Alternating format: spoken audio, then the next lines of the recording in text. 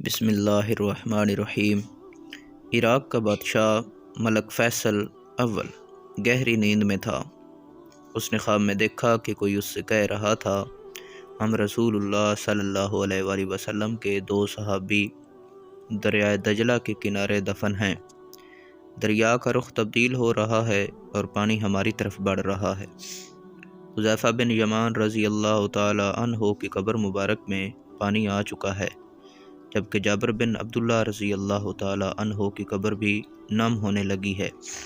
ہمیں یہاں سے نکال کر دریا کے کنارے سے کچھ فاصلے پر دفن کیا جائے۔ عراق کے بادشاہ نے یہ الفاظ خواب میں سنے، لیکن ان کی طرف کوئی توجہ نہ دی۔ دوسری رات پھر یہی الفاظ سنائی دیے، لیکن اس نے اب بھی توجہ نہ دی۔ تیسری رات یہ خواب عراق کے مفتی اعظم نور سعید پاشا کو دکھائی دیا۔ انہوں نے اسی وقت وزیر اعظم کو ساتھ لیا اور بادشاہ کی خدمت میں پہنچ گئے۔ جب انہوں نے بادشاہ سے اپنا خواب بیان کیا تو بادشاہ چونکا اور بولا، یہ خواب تو میں بھی 2 بار دیکھ چکا ہوں۔ اب انہوں نے مشورہ کیا۔ آخر بادشاہ نے مفتی اعظم سے کہا، پہلے آپ قبروں کو کھولنے کا فتویٰ دیں، تب میں اس خواب کے مطابق عمل کروں گا۔ مفتی اعظم نے اسی وقت قبروں کو کھولنے اور اس میں سے نعشوں کو نکال کر دوسری جگہ دفن کرنے کا فتویٰ جاری کر دیا۔ اب یہ فتویٰ اور شاہی فرمان اخبارات میں شائع کرا دیے گئے اور اعلان کیا گیا کہ عید قربان کے دن دونوں اصحاب رسول صلی اللہ علیہ وآلہ وصحبہ وسلم کی قبریں کھولی جائیں گی۔ اخبارات میں جو ہی یہ خبر شائع ہوئی تو دنیا اسلام میں بجلی کی طرح پھیل گئی۔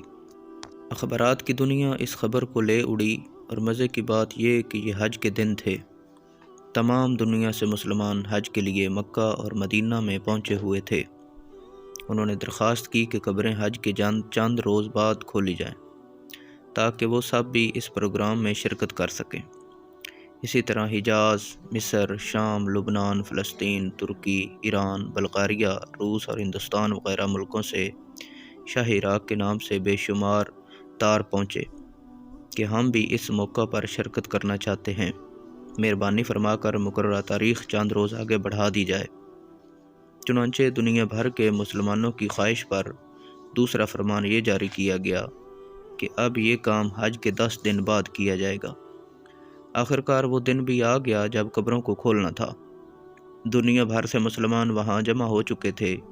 پیر کے دن دوپہر 12 بجے لاکھوں انسانوں کی موجودگی میں قبروں کو کھولا گیا۔ حضرت حذیفہ بن یمان رضی اللہ تعالی عنہ کی قبر میں کچھ پانی آ چکا تھا، جبکہ حضرت جابر بن عبداللہ رضی اللہ عنہ کی قبر میں نمی پیدا ہو چکی تھی۔ اگرچہ دریائے دجلہ وہاں سے 2 فرلانگ دور تھا، تمام ممالک کے سفیروں، عراقی حکومت کے تمام ارکان اور شاہ فیصل کی موجودگی میں پہلے حضرت حذیفہ بن یمان رضی اللہ عنہ کی نعش مبارک کو کرین کے ذریعے زمین سے اس طرح اوپر اٹھایا گیا کہ ان کی نعش کرین پر رکھے گئے اسٹریچر پر خود بخود آ گئی۔ اب کرین سے اسٹریچر کو الگ کر کے شاہ فیصل، مفتی اعظم، وزیر جمہوریہ ترکی اور شہزادہ فاروق ولی عہد مصر نے اسٹریچر کو اپنے کندھوں پر اٹھایا اور نہایت احترام کے ساتھ ایک شیشے کے تابوت میں رکھ دیا۔ پھر اسی طرح حضرت جابر بن عبداللہ رضی اللہ عنہ کی نعش کو نکالا گیا۔ دونوں نعشوں کے کفن بالکل محفوظ تھے، یہاں تک کہ داڑھی مبارک کے بال بھی صحیح سلامت تھے۔